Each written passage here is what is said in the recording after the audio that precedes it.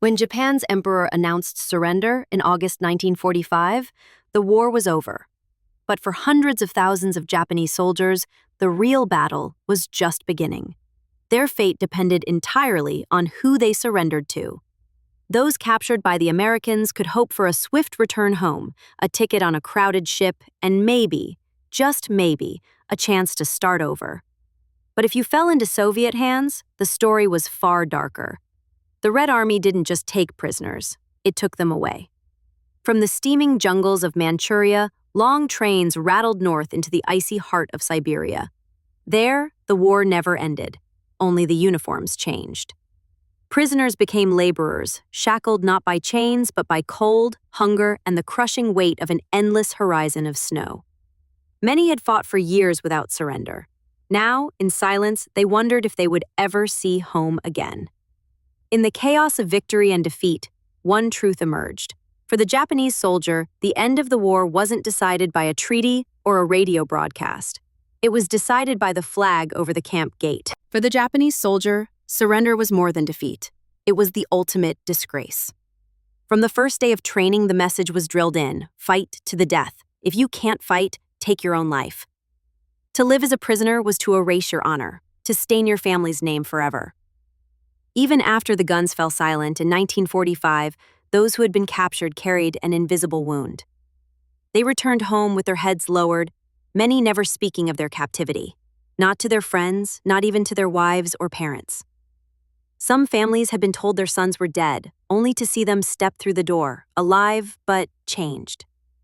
The shame was so heavy that many avoided eye contact, changed the subject, or simply shut themselves away. For them, the war didn't end with peace treaties or parades.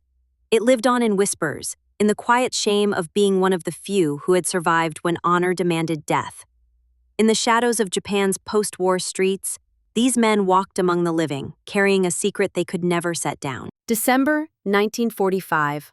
Winter winds cut through Japan's ruined ports as the first ships of repatriated soldiers arrive. The Americans and the weakened Japanese government had drawn up a plan to bring their men home, starting with the sick, the wounded, and those from Taiwan or Korea. But for many, the homecoming was far from the dream they'd clung to. Foreign coins earned in captivity was seized and traded for a yen that seemed to lose value by the hour. Their prison rags were swapped for old uniforms, a thin shield against the biting cold.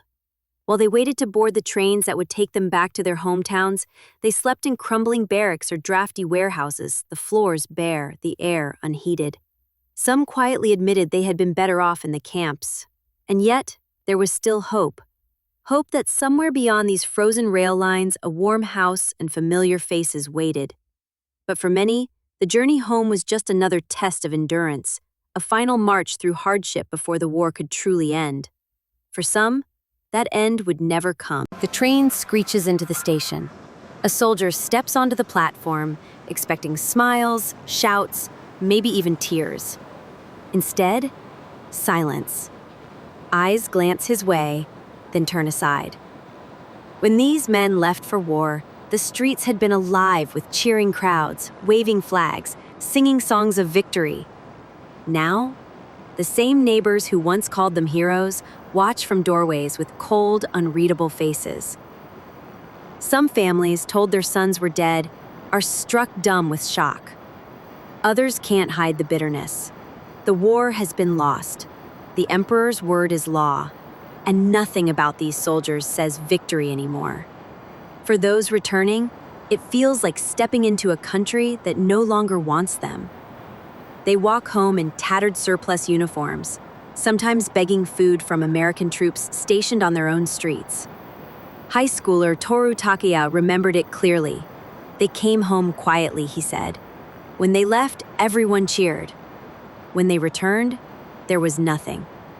The cheers had died, the flags were gone, and for many soldiers, the hardest battle was simply learning how to live in a place that had forgotten them. August 1945.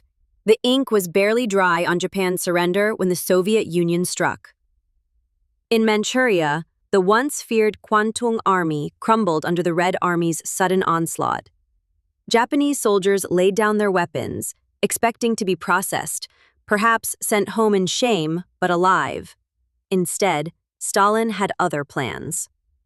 3 days after victory, he ordered every Japanese prisoner transferred to Soviet soil. The march began immediately. Columns of defeated men trudged through scorched villages, watched by locals who celebrated their humiliation. Valuables were stripped away, watches, photographs, even wedding rings, until nothing remained but the clothes on their backs. Some whispered that trains waited to take them east, back to the homeland. But as the days passed, the truth grew colder. The tracks led not to Japan, but into the endless frozen wilderness of Siberia. They had survived the war, only to be swept into a new captivity, one with no front lines, no chance for glory, and no promise they would ever see the rising sun again. For these men, the war's ending was not liberation. It was the beginning of another kind of battle, one fought against cold, hunger, and time itself. Siberia, a land where the sky is pale, the wind bites, and the cold doesn't just freeze, it kills. This was the new battlefield for tens of thousands of Japanese prisoners.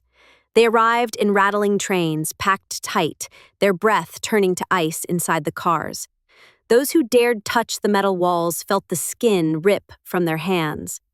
The camps offered no refuge. Barracks were overcrowded, unheated, and latrines stood far outside in the snow. A night trip meant losing your place to another desperate body. Sleep was a luxury. To keep frostbite at bay, the men's blood raced through their veins, their bodies unable to rest. They huddled together, tangled like driftwood in a storm, sharing what little warmth they had. Then came the work. Roads to build, bridges to mend, timber to cut. Tasks that broke the body and dulled the mind. It didn't matter if you were sick or starving, quotas had to be met or punishment would follow. In Siberia, there were no battles to win, only days to survive.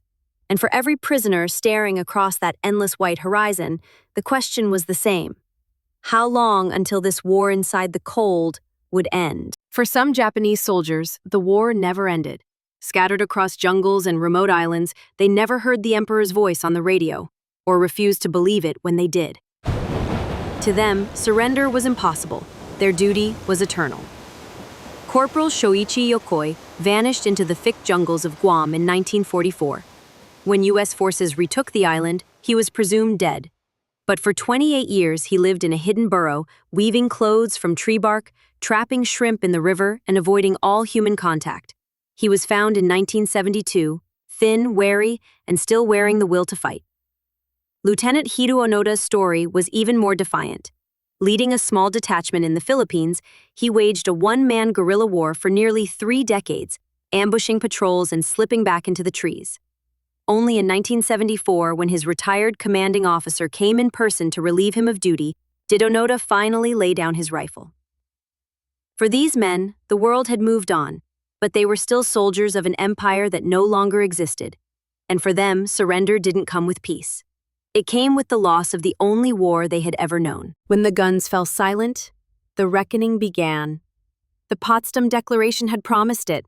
The men who led Japan into war would face justice. In Tokyo, an international tribunal assembled to try the architects of an empire built on conquest and cruelty. 28 of Japan's highest leaders stood accused. Among them was Hideki Tojo, the former prime minister and military dictator, pulled back from the brink of suicide to face the court. The charges spanned decades, from the first invasion of China to the smoldering ruins of Hiroshima and Nagasaki. For 2 long years, the world listened. Evidence poured in: massacres, forced labor, human experimentation, atrocities in every corner of the empire. 2 defendants died before the verdict. 7 were sentenced to hang. The rest would spend their lives in prison. But these were only the Class A war criminals. Thousands more, officers, guards, and soldiers, were tried in allied courts across Asia, from Singapore to the Dutch East Indies. The Tokyo trials lasted twice as long as Nuremberg, and in the end, they did more than punish the guilty. They etched into history the idea that even in war, there are crimes no nation can excuse. As ship after ship brought soldiers back to Japan, the challenge was no longer winning battles. It was rebuilding lives. The American occupiers and the battered Japanese government moved quickly to process the returning men. Skills were assessed, trades identified. A carpenter might be sent home first, while others waited their turn in temporary barracks. Jobs were scarce, but the nation was starving for labor.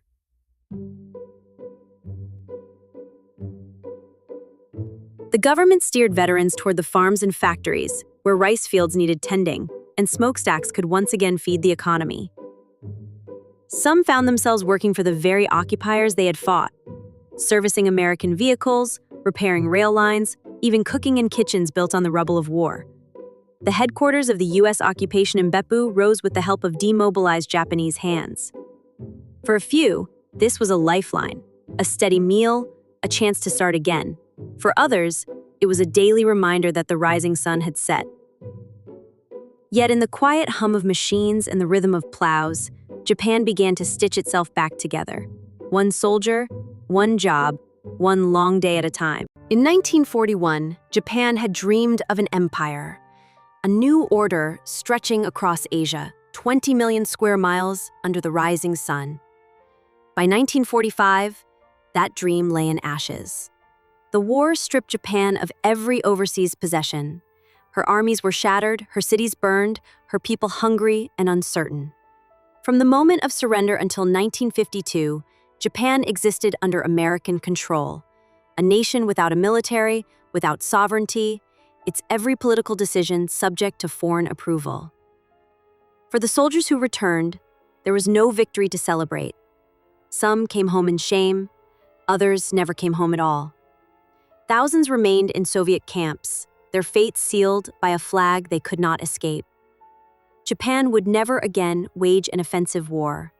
The sword had been taken from her hand, and in its place came a different weapon: industry, commerce, and diplomacy. The fall of the empire was more than a military defeat. It was the end of an age of violence, paid for in blood, frost, and silence. And for those who lived through it, the final lesson was bitterly clear. In the journals of man's inhumanity to man, Japan's chapter had been written and closed. In the frozen silence of Cowra, the echoes of that desperate night still linger. The snow has long melted, but the ground remembers. The blood, the footprints, the final cries carried by the wind. For some, it was an act of honor. For others, a futile tragedy. Years later, survivors would speak in hushed voices, haunted by the faces they left behind. The barbed wire is gone now, replaced by grass and shadows, yet the story refuses to fade.